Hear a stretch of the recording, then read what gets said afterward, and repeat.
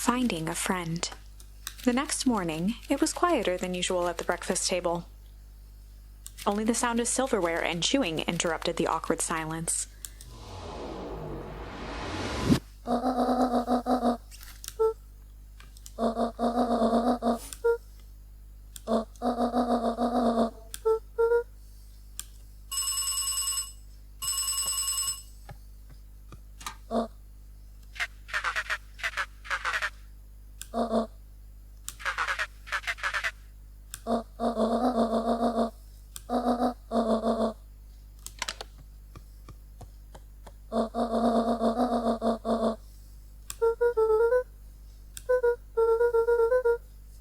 Gran's brow furrowed.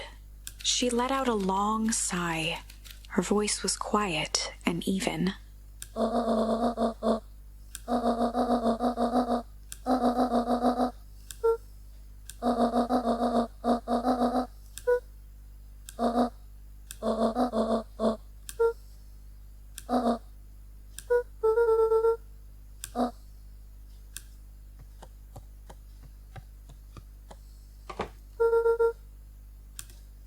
A faint electronic sound floated in the air.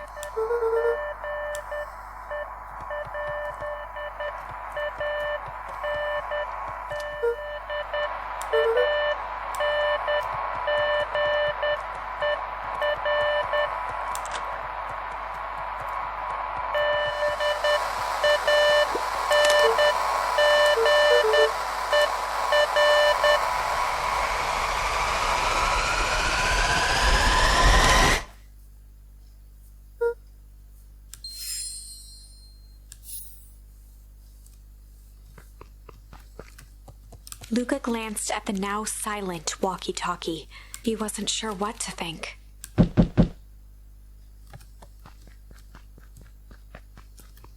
Luka glanced at the... He wasn't sure what to...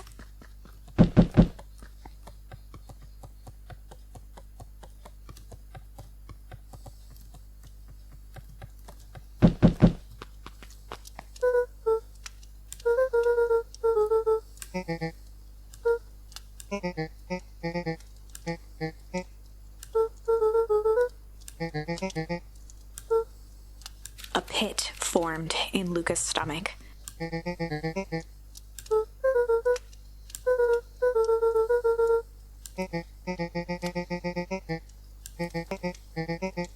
Luka's mouth felt dry.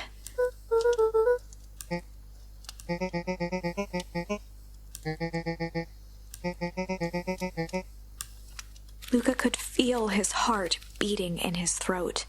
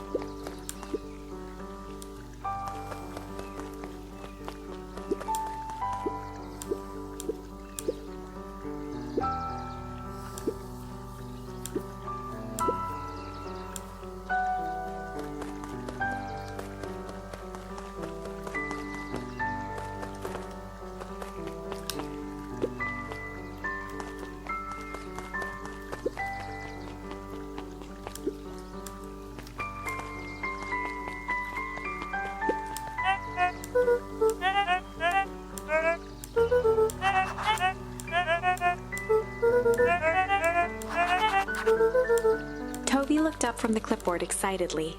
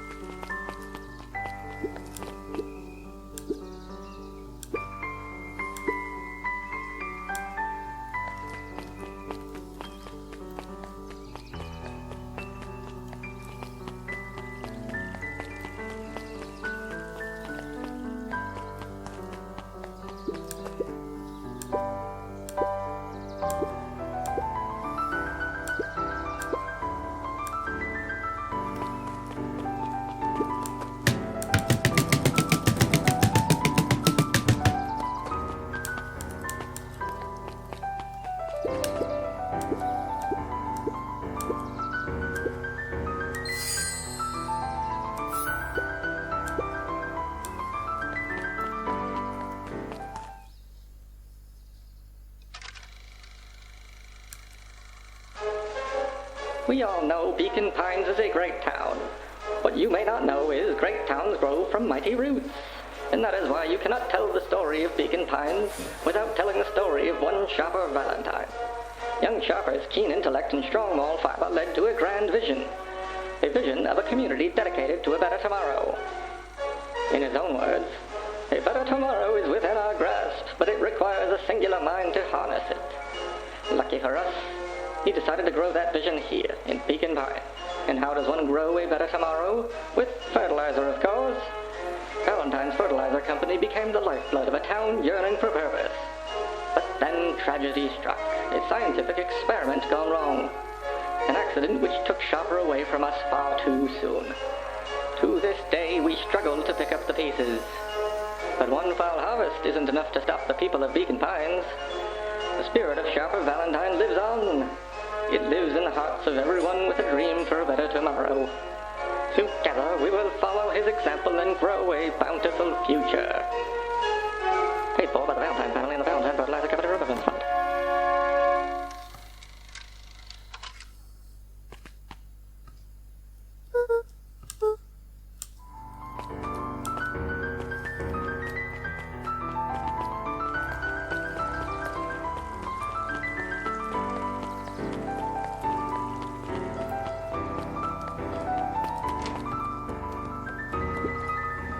Cotter volunteered at the library during the summers.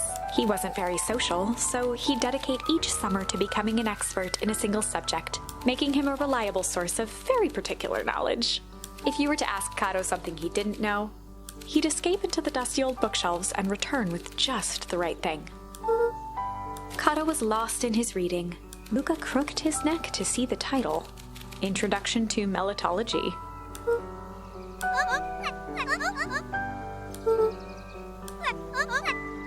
He gestured to the shelves.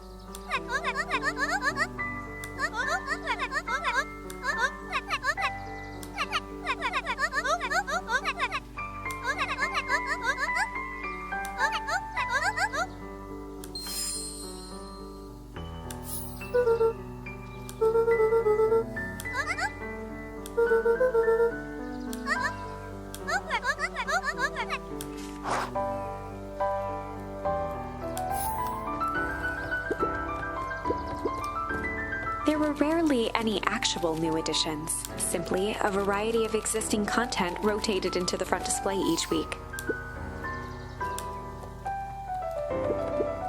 Oh, the Cobb slobs I've eaten. A salad-centric travel guide for the mildly adventurous. Sally Seashore's simple, succulent sundries. Luka brushed off a smudge of dust. Or maybe it was flour. 30 recipes so easy you'll doubt it's even edible. A peek behind the curtain. The methods and ruminations of Patrick C. Montesquieu. One of the greatest acting minds of our time. By Patrick C. Montesquieu.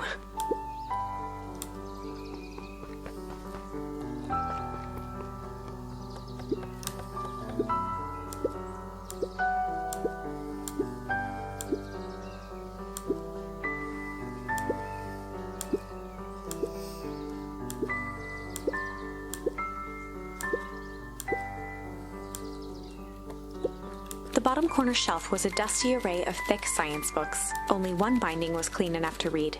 Cellular Biology and the Chemistry of Mitosis. Mycological Phosphorescence.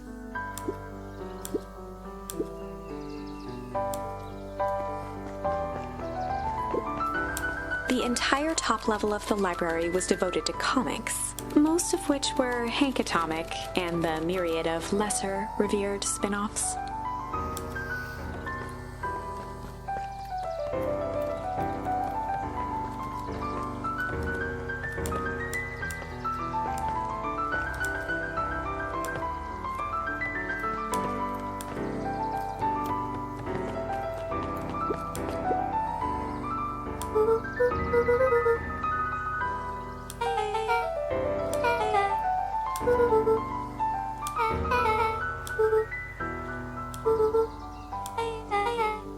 Beck's family moved often, giving her little time to establish any real connections. She would tell you she prefers it that way.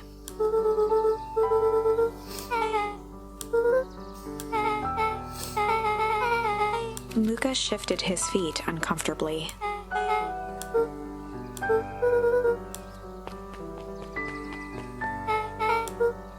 Beck pulled a coin from her pocket.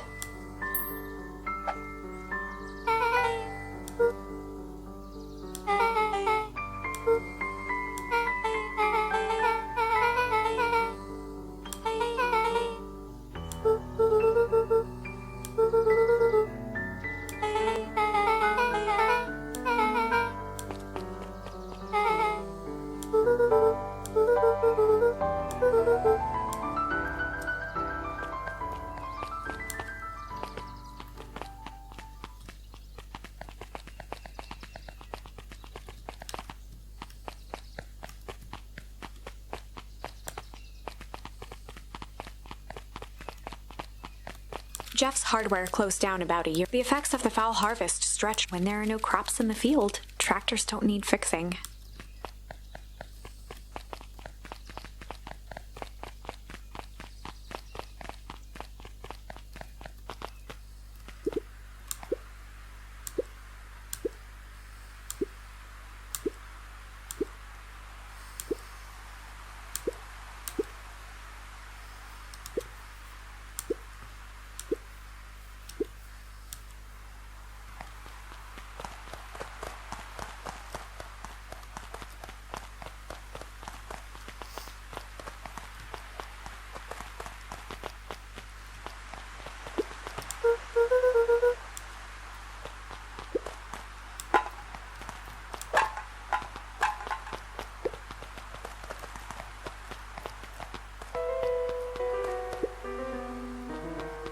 Luka felt a chill as he approached Beck.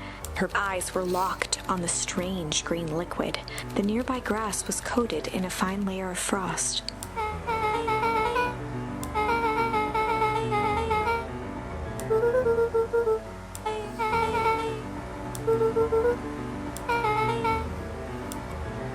Luka watched as Beck dipped a broken tree branch, and Beck's eyes widened as flowers grew from the dead wood. First small buds, which quickly bloomed into vibrant petals. As quickly as they had grown, the flowers began to shrivel and turn gray. Beck dropped the stick with a grunt of disgust.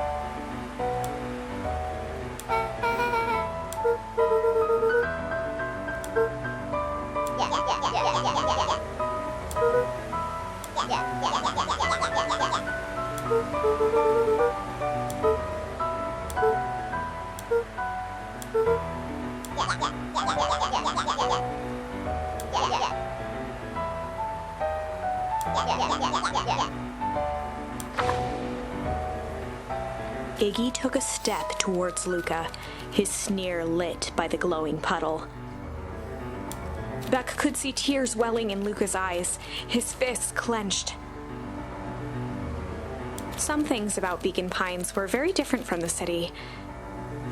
But a bully from a hayseed town is really no different from a city bully. Beck took a deep breath and thought.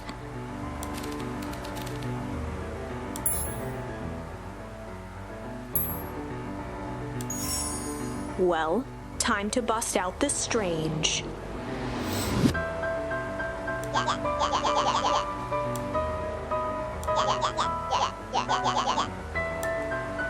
Beck stared in silence, the only sign of life being the twitch of an eye.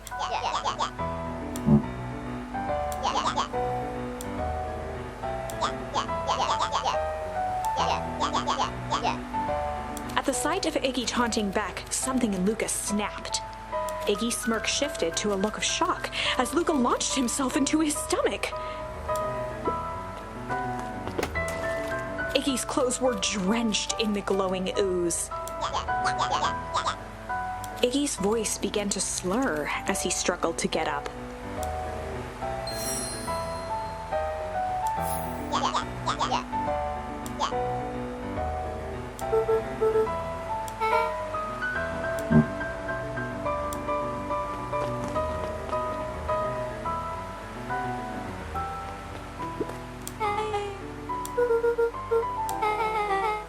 The person at the warehouse, this strange ooze and what it did to Iggy. Was Rolo caught up in all of this?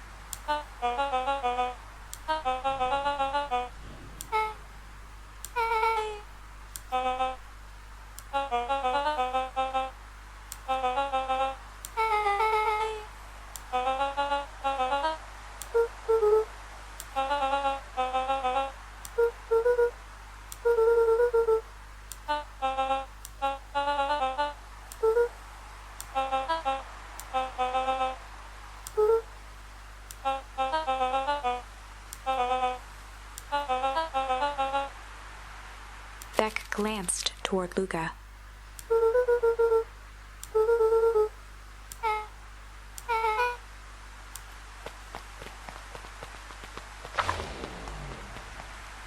Rolo was safe.